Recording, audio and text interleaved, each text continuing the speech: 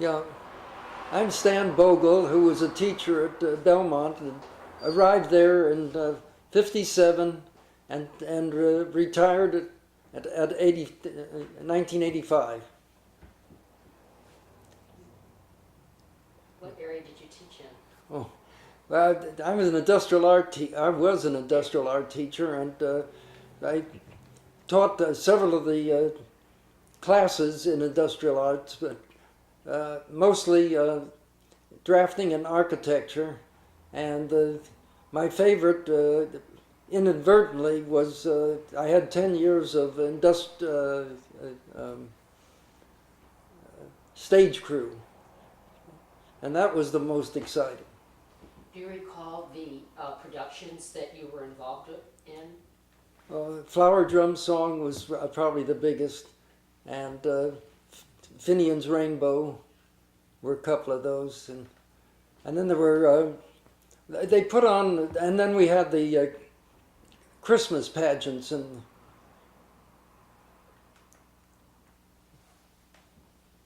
You call any of your most favorite scenes from any of those productions? the favorite one was Flower Drum Song. That was very elaborate, and we did the Glass Menagerie also, and that took quite a bit of stage props, but there was a lot of work on. We moved a lot of scenes in Flower Drum Song, and then one of my students was in the professional dragon down in Chinatown, and he got talked his troupe into coming to Belmont, and they brought their dragon, their small dragon, down, and that was quite a dramatic part of the program. Well, I think Flower Drum Song had a lot of great memories for a lot of the students in the class of '67, because I think that was one of the big, I think the first stage production that I think our class was involved in. How do you think Belmont was different from the high school you attended? Well, of course, it was a different era.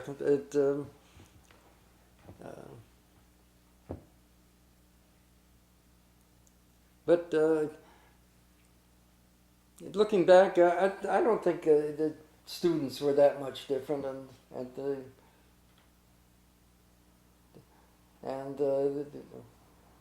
it was a little more formal, I think. I don't think that the teachers and the students in those days interacted with each other as much as they did at Belmont. I think Belmont was more collegial. I also had the sound system for the games and the dances, so that then again, you're meeting students on a different level all the time. And I didn't get into things like that when I was going to high school. So that makes a difference. You know, in our first interview, Stan, you mentioned that you felt that there weren't any discipline problems at Belmont. You just felt the students they seemed to be able to manage themselves. Yeah.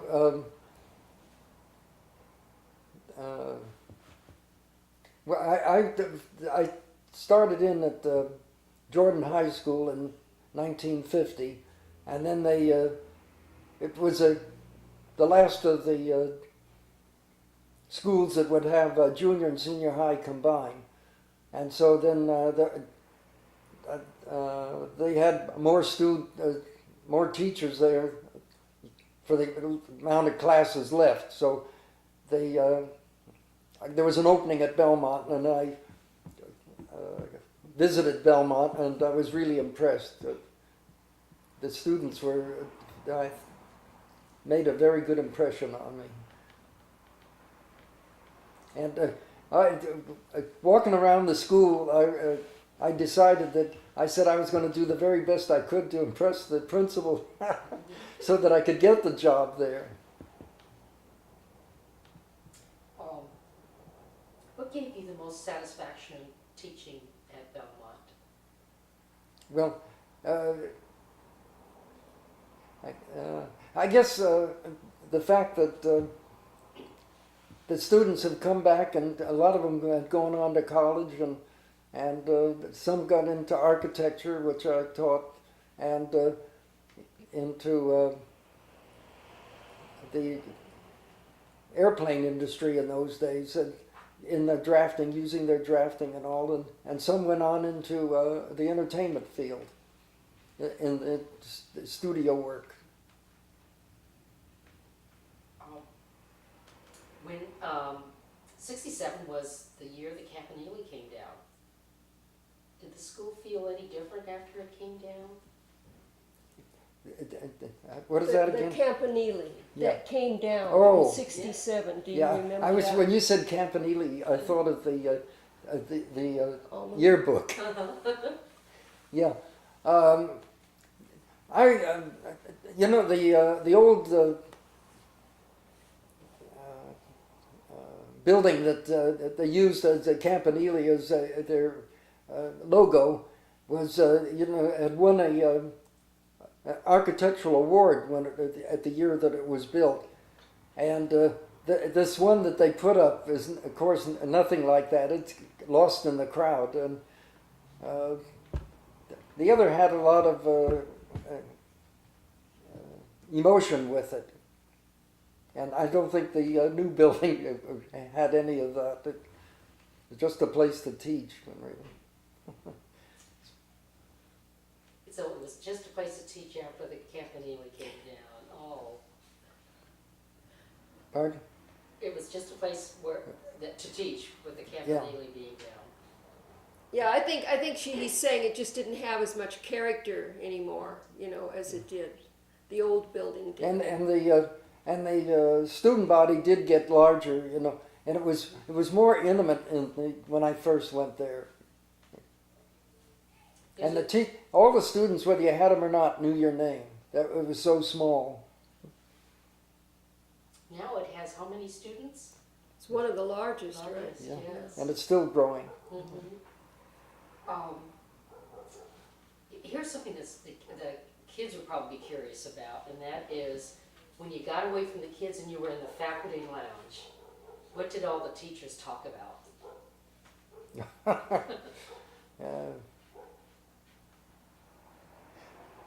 Well,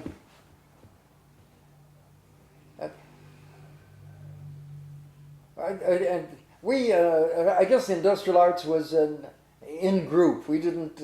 We had our own place to eat lunch. We ate lunch in the print shop, and we talked about things that were happening both in our homes and on the campus, and anything new that was developing there. Now, I know this is going back 40 years, Stan, but is there anything that sticks out in your mind about the class of 67? About what? The class of 67. Do you remember that class? And I doubt that he's going to remember. No, but I did bring this again, and these I having the names in front of me, I remember the people. So. And that is something that the winter class of 67 gave you, I think. Was it the winter class of? But that was his Homeroom. his homeroom Yeah, of that year, I think. yeah, it is. It's a homeroom of that. So it isn't the total class. Mm-hmm. It was your homeroom. Okay, well, Ken, what else? I think I covered all of it. Before you had said you were talking about Belmont impressing you when you first came to see it, and was that just because of the students, or? or was there something else that attracted you to? Well, it seemed to have an air when you went there. It was almost like a private school, and as I said, the student body was small, and it was they were very cordial. You know, even as I came on as a visitor, they were very polite to me and made sure that I found the right place that I was going, and that sort of gave me an assist. And I think I mentioned it was so small that they had the only classes in the city for the blind, and it was a blind teacher. She was a teacher, a sighted teacher, when she was hired and taught at Belmont. Belmont, and lost her eyesight there, and then took over her classes.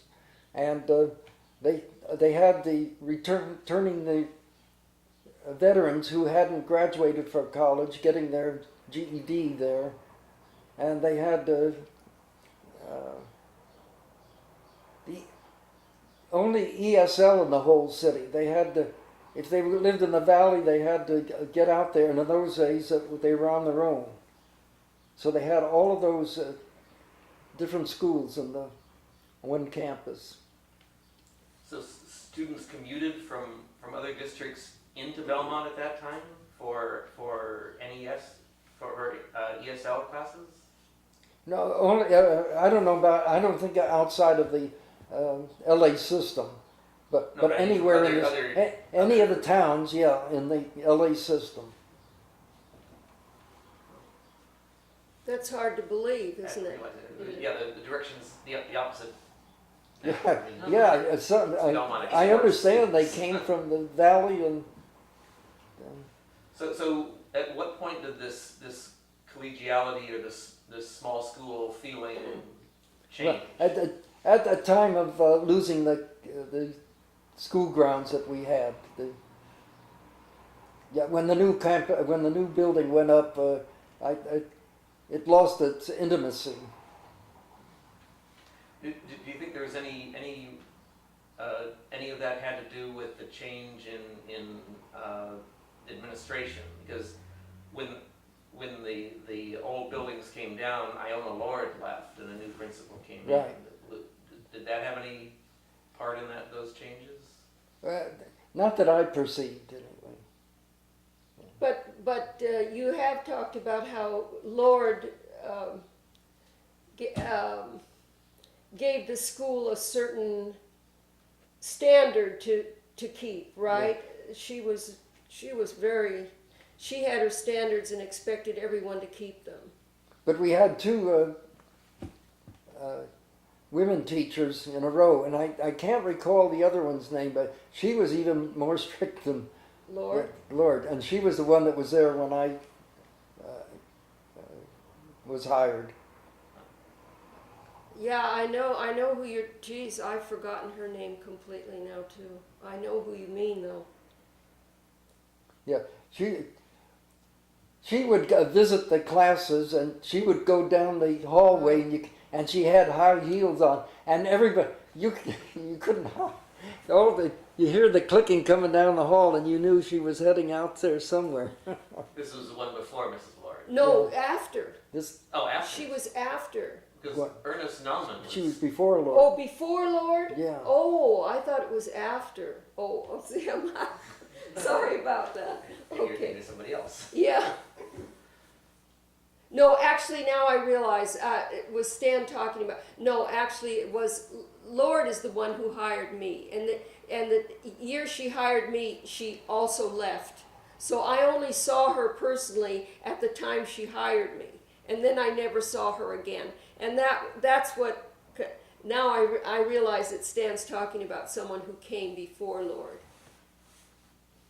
Well, maybe we should have you introduce yourself then, and Okay. go through the series of questions. I'm Cindy Bogel. I was a U.S. history and government teacher and also a counselor at Belmont in the late 60s. I was at Belmont for about 7 years. I enjoyed my time there. At the time I came, it was already a fairly large school, but I was used to that because I had come from Fremont, which was also a large school. I enjoyed the students there, and I particularly enjoyed counseling my counselees. Keep going. Yes. Oh, what did you counsel the students in? Was it college prep? No, No. that college prep belonged to Doris McKenzie. Don't mess with Doris. And I just had the counseling regarding a student's program. I mean, if they were in college prep, then I would make sure that they got the classes that they needed for that. But I counseled all students, not just college prep students.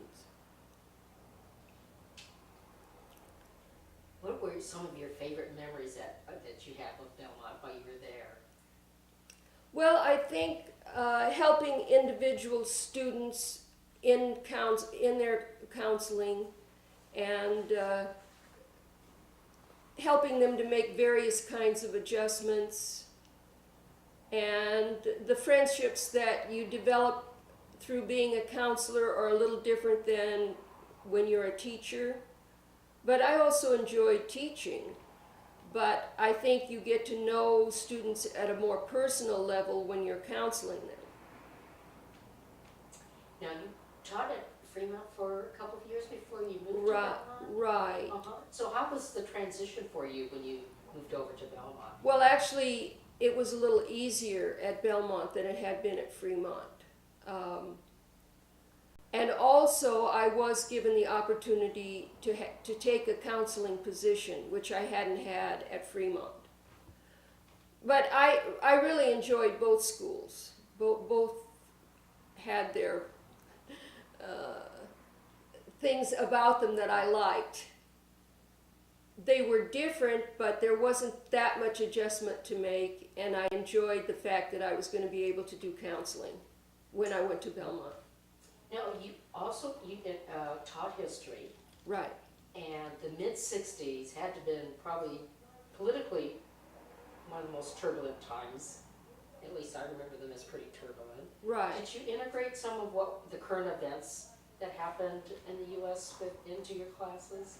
To some degree, but I would, especially when I taught government, but I taught more U.S. history than I did government.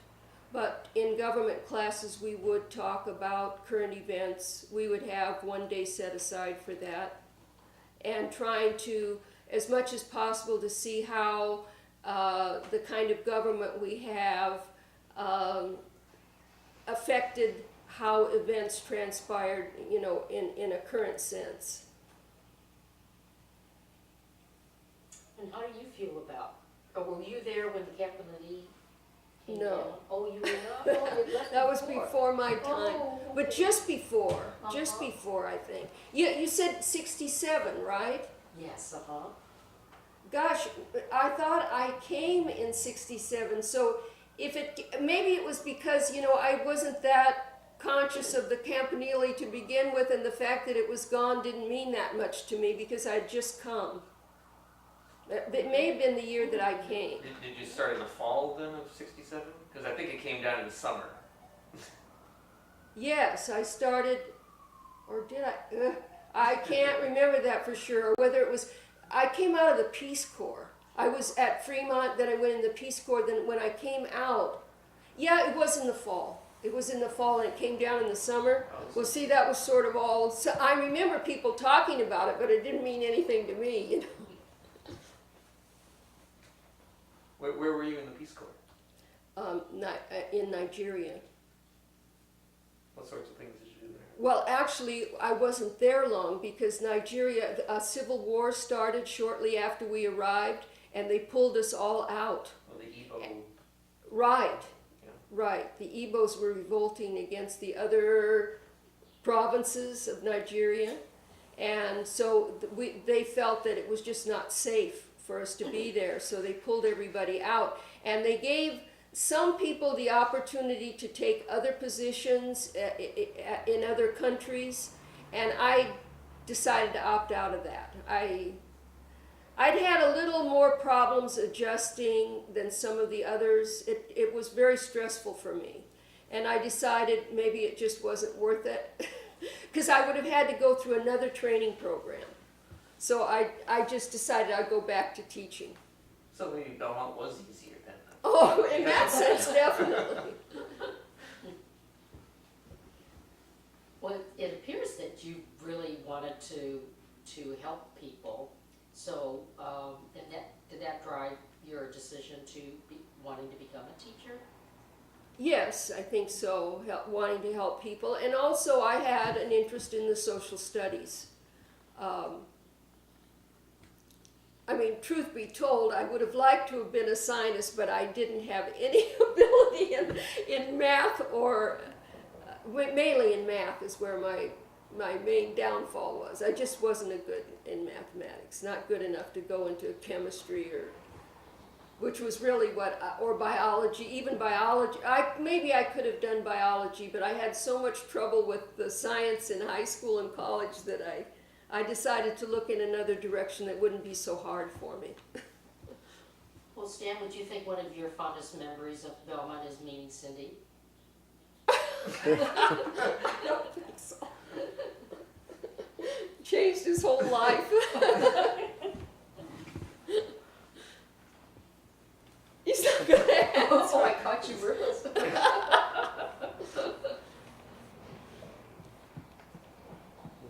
How did you meet? See what she has to say about it. I'll tell you how we met. I went down to his room and I gave him hell. Do you remember what you gave him hell No, about? actually, no, I guess it was the other way around. Oh. Oh, well.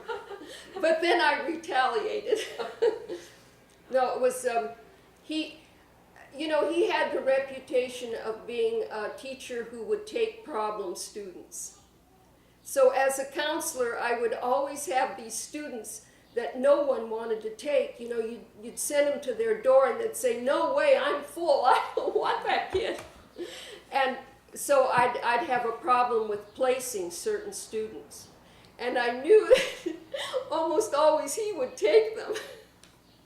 So I guess at one point I put too many students in one of his classes.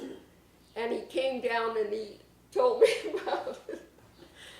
And then I felt that he was, unfair, because I didn't really realize that there were that many. I mean, if he had told me, that there were that many in there, I wouldn't have put any more in. But, the old days, it was I don't know how they do it now, but you had a board. And they'd have this in the auditorium.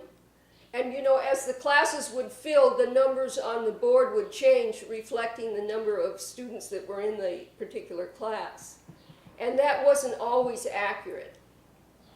So if he had come down and said, "Look, this class is full, I just can't take anymore," I would have stopped. But I didn't realize that the classes were as full as they were. So I had to go down and explain to him, that I wasn't really picking on him. So that's how we met.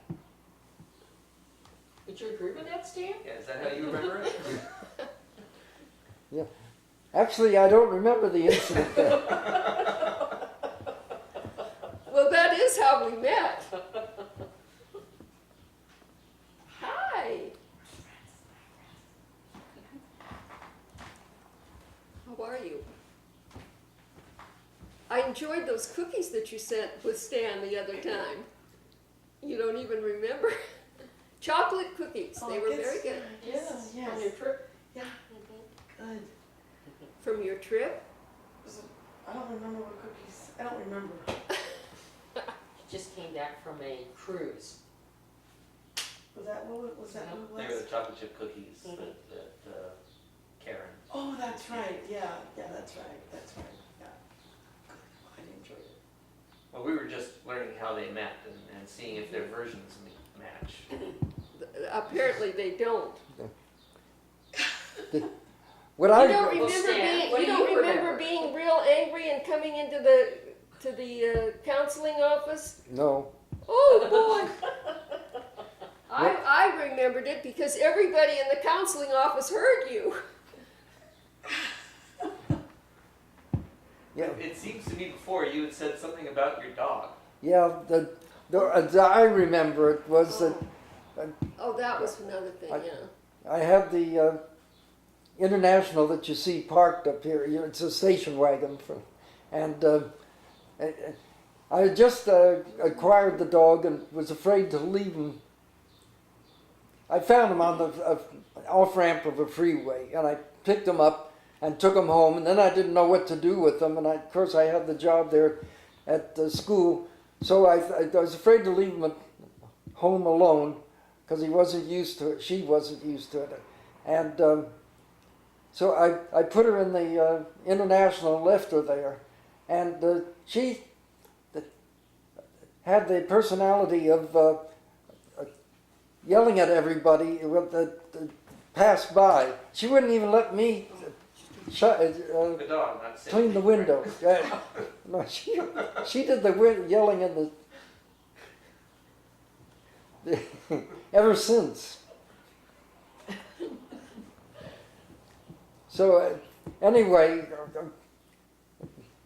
she told me about that. I think she thought I was abusing the dog. That's No, I didn't understand why he had this dog locked in the car every day. And I decided to find out what teacher's got this dog in his car every day. That was another, yeah, but I don't know that I didn't confront you about that, did I? I don't think I did. you But mentioned it. Yeah, later I mentioned it because I did. They told me what teacher it was that had the dog in his car, but I was kind of concerned about it. And then she seemed so vicious, but of course she wasn't a vicious dog. It was just, some dogs, when you approach the car and they're in the car, they don't want you to mess with the car. But she seemed so vicious, and I thought, well, maybe being locked in this car is making her vicious, So I did talk to him about that later, but first I had to find out what teacher had this dog in his car.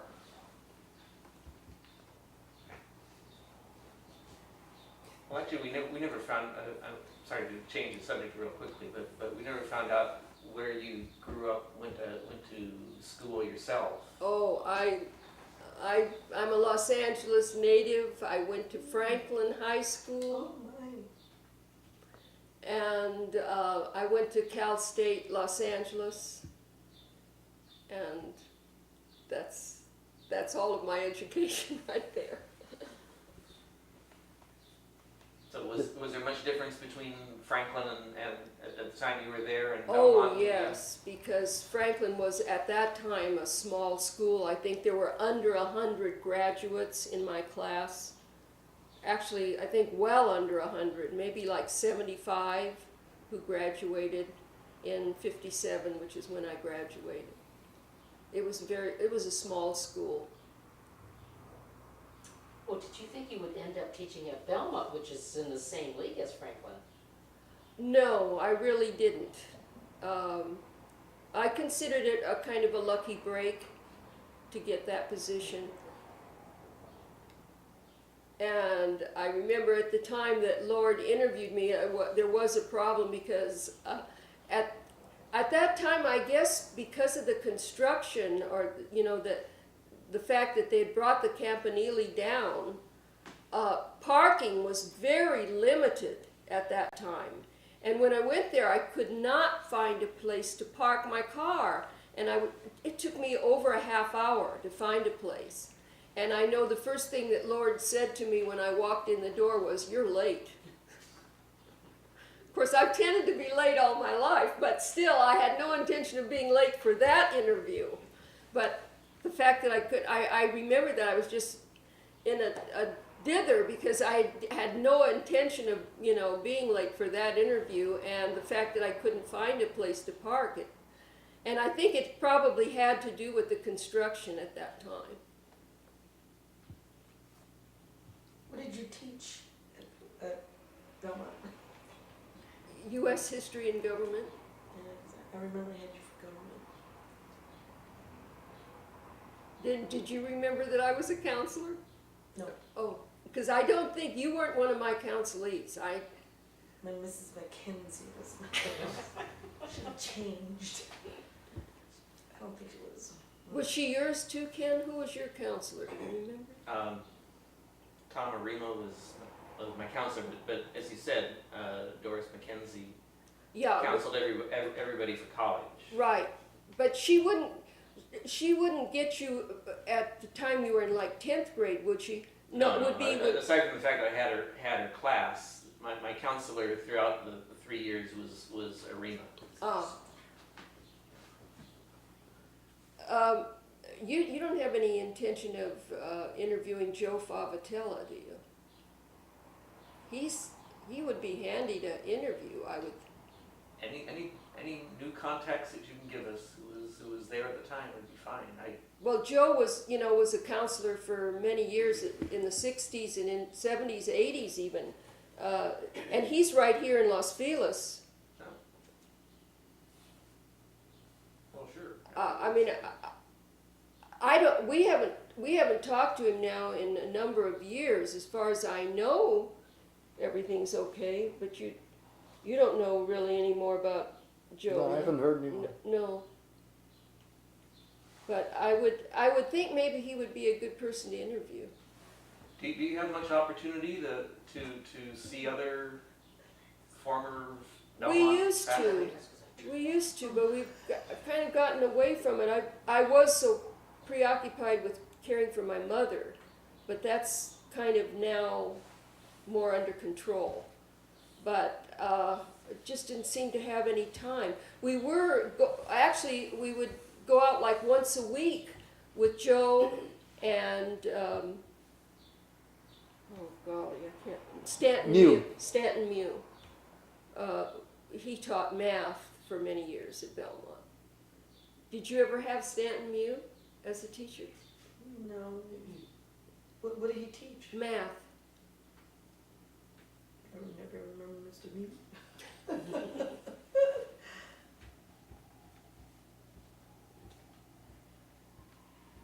How many years were you at Belmont teaching government? 7. I wasn't 7 there very years. long. Where did you go afterwards? Nowhere. I went to Marshall, Oh, but at Marshall I was a teacher's aide and worked just 3 hours a day. oh, that's good. Yeah, it was nice. I liked it because I happened to get with some pretty good teachers. Excuse me. Bless you.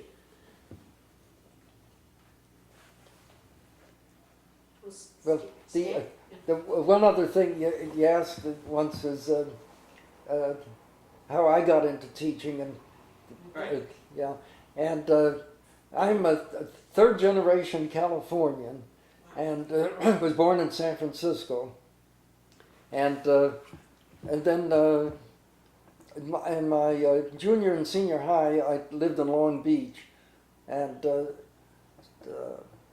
so then when I went into the service and came back, there was an opportunity from SC had occupational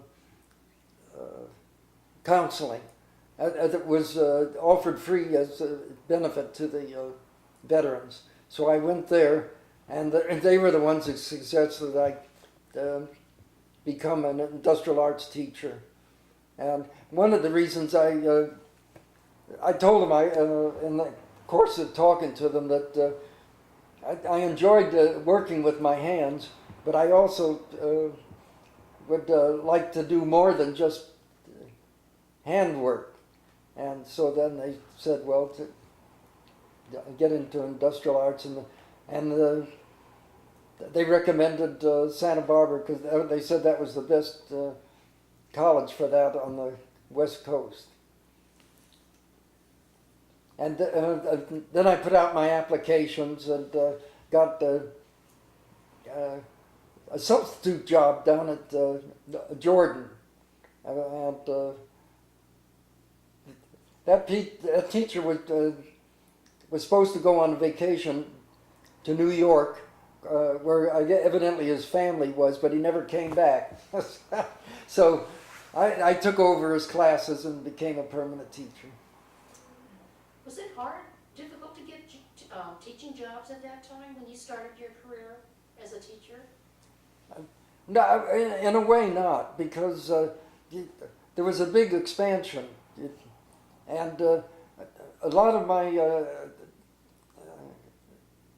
industrial art compadres at that time ended up in Los Angeles. But to tell you the truth, because all of my family was up in the San Francisco Bay Area, and I'd lived in Marin County, and I liked the land, so I went up. I wanted to get up there, but those little schools, they'd have one industrial arts teacher, and that'd be the whole thing. And in retrospect, I was glad I came down here. And my hobby was sailing. Maury Katz and I sailed together. We owned boats together, and it's a lot harder to sail north in the northern part of California. In some places it's almost impossible. So I really enjoyed my life down here. How many years did you and Maury Katz have a boat together, or boats together? So I guess it would be about from at the beginning of the 60s and up to about at the ends of the 70s. Yeah, about 1980 it would be about the. Yeah. So that's. So 20 years. Yeah.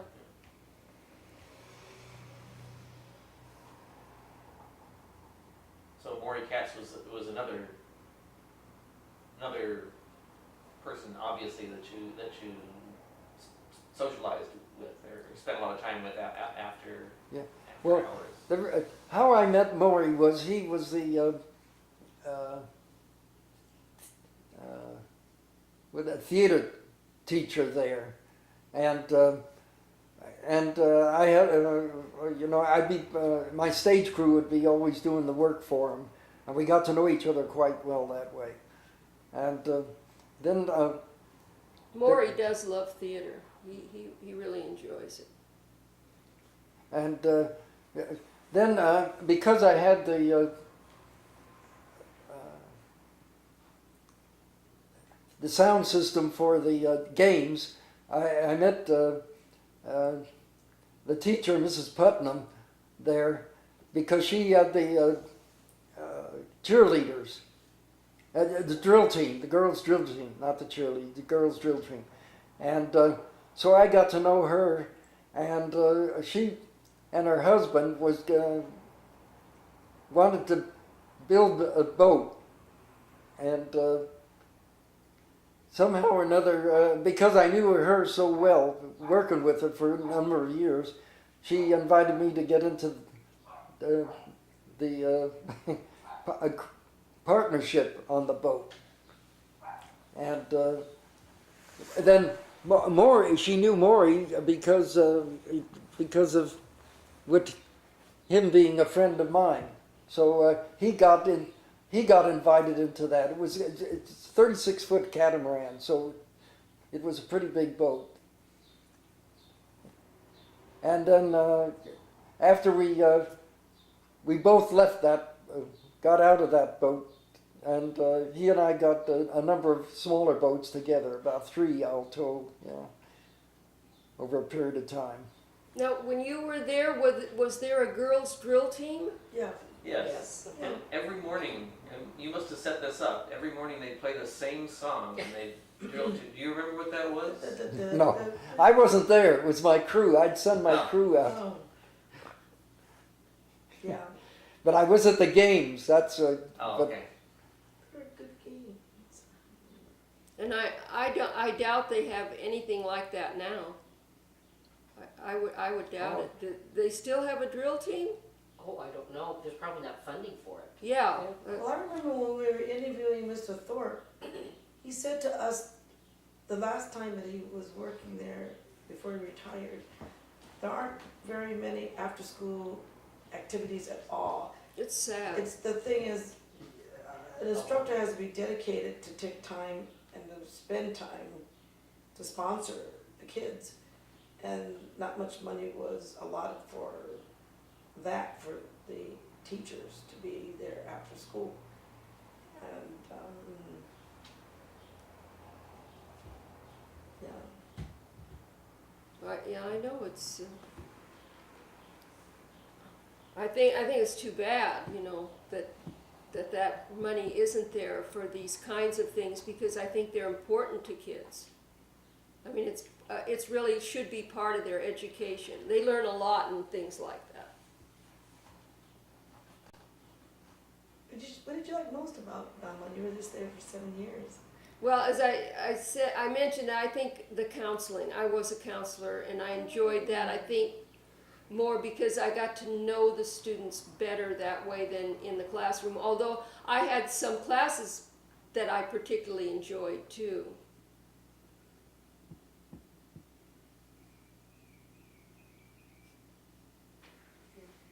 So how do you occupy yourselves now that you're retired?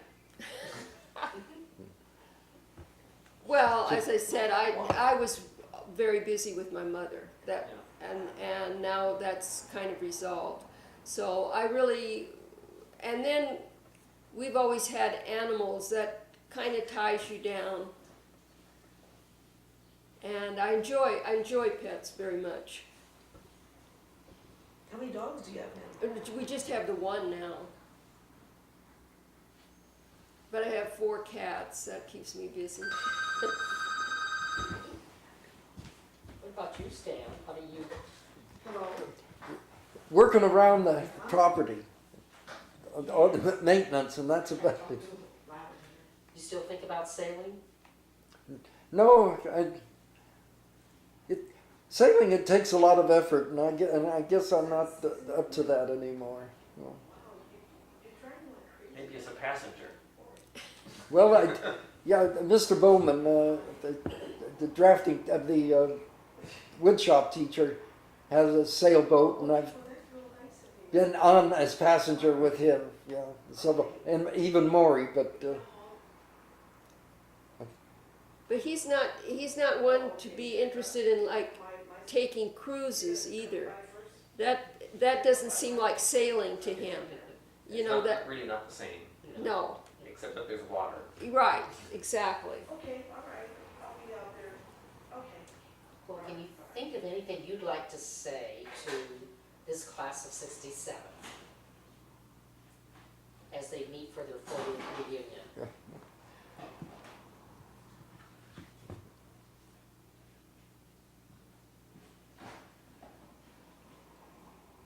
I don't.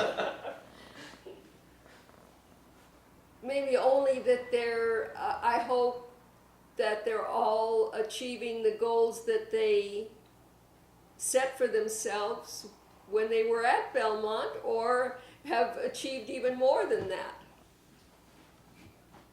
Cindy, that sounds like a counselor.